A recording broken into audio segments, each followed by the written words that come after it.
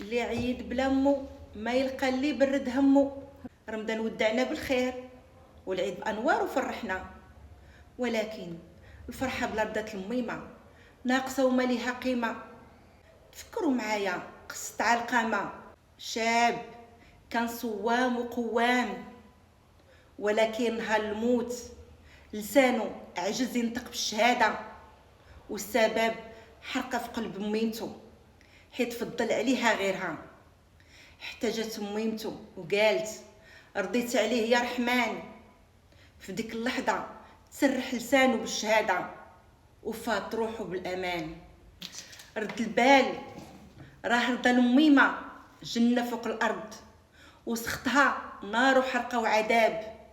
دعاويها ليك كتفاجي كل غمه، ووجودها بركه وزياده في النعمه. اللي عنده ميمته يحمد الله عليها، راه حداها الامان وحب ما يتشرى بثمن. شد فيها قبل ما يفوت الاوان، حيت رضاها كنز ما يتعوض في هذا الزمان.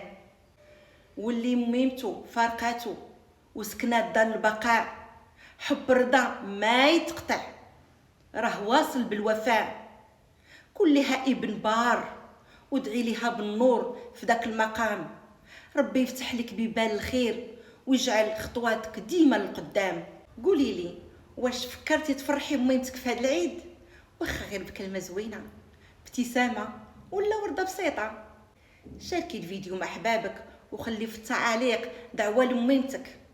واللي عنده ميمته الله يخليها ليه ويطول في عمرها، واللي ماتت الله يرحمها ويجعل مثواها الجنه. وعيدكم مبارك سعيد.